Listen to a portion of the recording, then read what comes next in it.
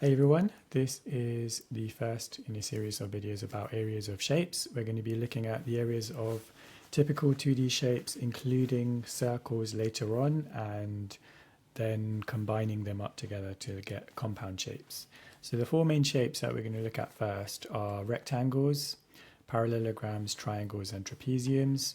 Here are some examples of these shapes, and you'll notice that there's certain key things that have been highlighted. In particular, you can see that we've got perpendicular height of these shapes highlighted, and with that we're going to talk about why that's important as opposed to just a general height, which is not specific. So the four formulas you're going to need to know and that we will go through in this playlist are: rectangle is going to be base times perpendicular height. Now sometimes people put a small p next to the h to highlight the fact that this is the perpendicular height, not just a random height. The area of a parallelogram is going to be the same as the area of a rectangle, which is base times perpendicular height.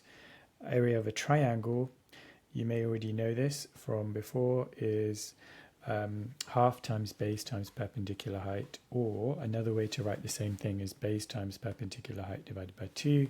And if you don't want to write perpendicular every time, you can just do half times base times h with a small p there, just to remind yourself of perpendicular height.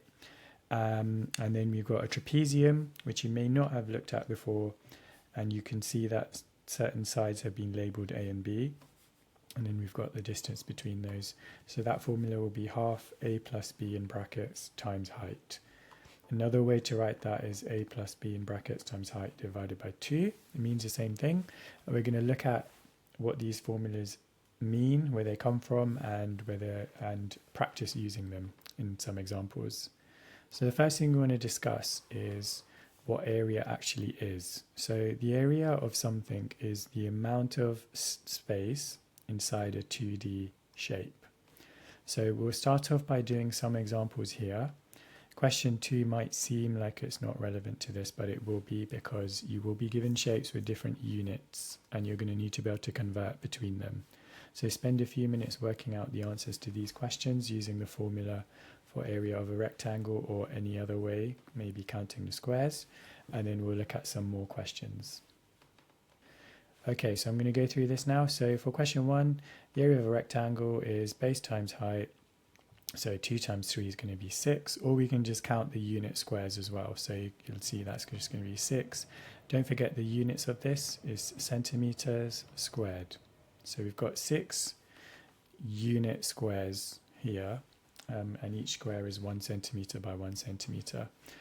The other answers I'm going to show you in a second. Now, just want to jump ahead to converting. When you're converting, best to draw a cross like this with the units that you're working with. So we've got meters and centimeters. Put the conversion rate, so 1 meter is 100 centimeters, and then put the thing you want to convert. So in this case, they are actually equal to each other, so we know that 100 centimeters is 1 meter. However, you might need to do different units for example, question 2,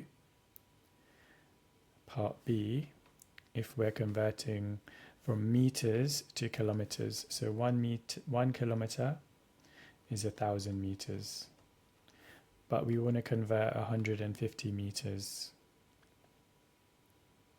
into kilometers. So if we're going from meters to kilometers, we need to divide by 1,000.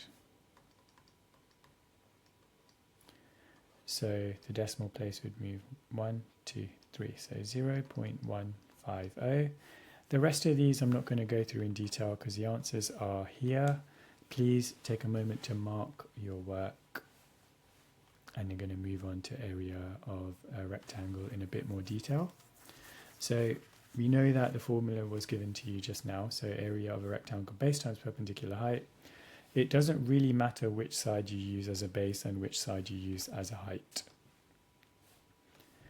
Key properties of a rectangle is all of the vertices are right angles. Now, some diagrams, they don't show these right angle angles. But if it tells you it's a rectangle, then you can assume that those right angles are there. If it doesn't tell you that, then then these have to be on the diagram. Okay, how many different ways can you work out the area of this triangle? So I'm just going to show you a couple of ways. We can do 4 times 3. We can do 3 times 4. In each case, we're going to get 12 centimeters squared. Another way we could do this is split this up into squares. It's very badly drawn ones, but you can see the idea here is that all of those are going to be counted as 1 unit squares, and we've got 12 of them. Okay, so have a go at all 6 of these questions, working out the areas of each. If no units are given, like these questions, then we just have to write the word unit or units squared, rather than centimeters squared or meters squared, etc. Okay, pause the video if you need more time. I'm going to go through this. So 1 times 2 is going to be 2 units squared, and then I'm going to show you the rest now here. 4 times y is 4y unit squared. 2/3 times the reciprocal is going to give you 1, so it's 1 unit squared. 16p times y, 16py unit squared. 2d times 5d is going to be 10d squared units squared. And then this one, we've got a couple of ways to show it. We can do xy times the bracket and leave it like that, or we can expand the bracket. And in this case, if you expand the bracket, you're going to do xy times x, which is x squared y, and xy times 4, which is 4xy units squared. Okay, next example. True or false? Both of these rectangles have the same area. Take a moment to have a look. All right, let's work it out. 12 times 2 is going to be 24 centimeters squared, and then 4 times 6 is 24 centimeters squared. So this is true.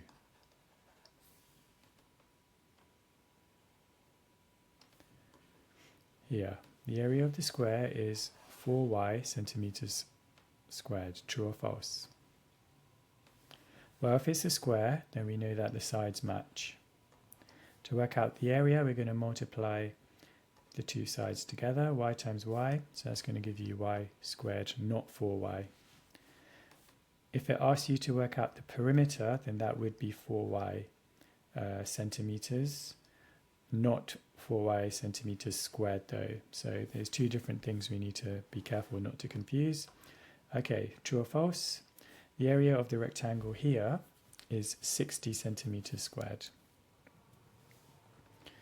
So you may have spotted that this has to be false. Firstly, the units don't match unless they've been converted. In this case, I don't think it has. Secondly, how do they get this? It looks like they've done 4 times 5 is 20, 20 times 3 is 60. That would give you 60 centimeters squared, but this line here, this length, doesn't really, it's a bit irrelevant. It's just 4 times 3 that we need to do, so it should be 12 millimeters squared. That's the correct area. Right, true or false here? Is this area 170 centimeters squared? So 17 times 10 is 170, that's true. True or false? Pause the video if you need more time. You've got 5 times 12, that's going to give you 60. However, it's not centimeters, it should be centimeters squared because it's an area that we're looking at. 2x times y. So we can see that is going to give us 2xy centimeters squared, so that's true.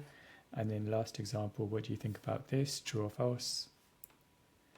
So 14 times 2 is 28, but you may have noticed the units don't match, so we can't actually do that.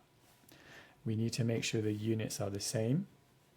So we're going to convert, for example, 2 meters into 200 centimeters, and then you'd have to do 14 times 200, which is not 28, so this is false. Have a go with this exercise here, and then I'm going to show you the answers in a few seconds. So remember, you need to convert the units so they match. So in this case, the answer is in centimeters squared. So we need this to be in centimeters. That will give you 600 centimeters. This answer is in meters squared. So we need to convert this into meters, which will be 0.125. If you don't know how to do that, I'll show you. 1 meter is 100 centimeters. And we want to convert 125 centimeters into meters. So we're going to have to divide by 100. So actually that should say 1.25.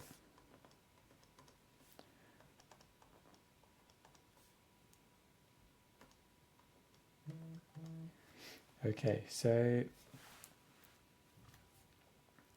the next couple of questions you can try in your own time. The answers are here. Please check your work.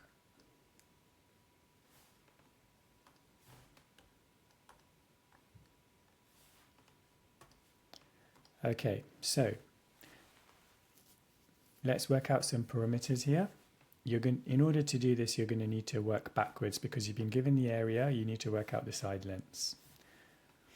Okay, so in this question here, we know that the area of the square is 81. So something times something, and that's going to be the same thing in each case, has to give you 81. So something squared equals 81. And hopefully you know that's going to be 9. So that means that these lengths are 9. Now, this has to be in centimeters because it's given us the units. Determine the perimeter. Well, that's going to be 9 times 4, which is 36 centimeters. Question 2, pause the video and have a go.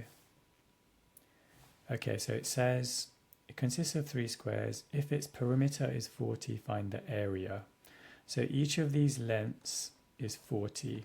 And you can see we've got, let's count them. 1, 2, 3, 4, 5, 6, 7, 8. So 40 divided by 8.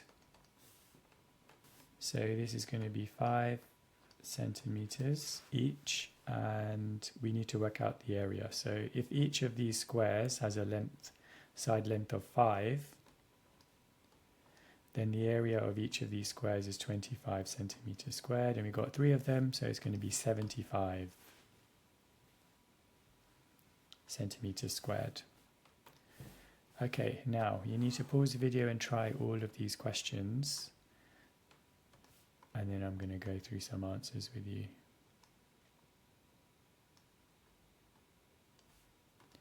Okay, so I'm going to go quite quickly through these because they're fairly straightforward.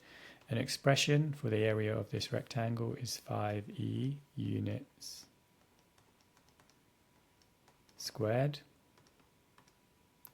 Question 2, the expression for the area here is going to be hy units squared. Question 3 is down here. Give an expression for the area, so that's just going to be u squared, because it's u times u and it says already a square. Give an expression for the perimeter. Well, if the area is k squared, the length here must be k, so the perimeter must be 4 lots of k. Question 5.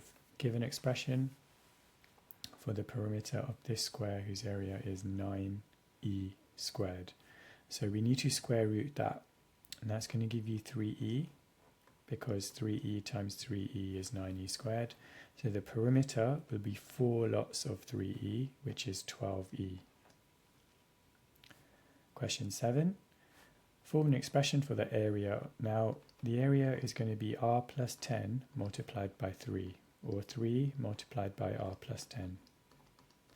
We need to expand this, so you get 3r plus 30 units, not squared this time because it's just a length that we're looking at. Question 6.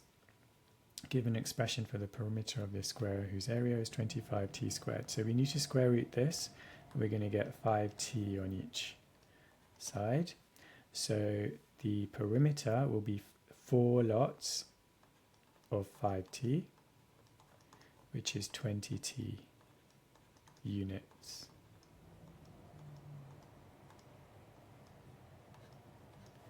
And then finally the challenge, find the area of this quadrilateral. So it's a square, it's going to be 5x times 5x, which is 25x squared units squared. Okay, so here are the answers written up again for you in case you want to look at those.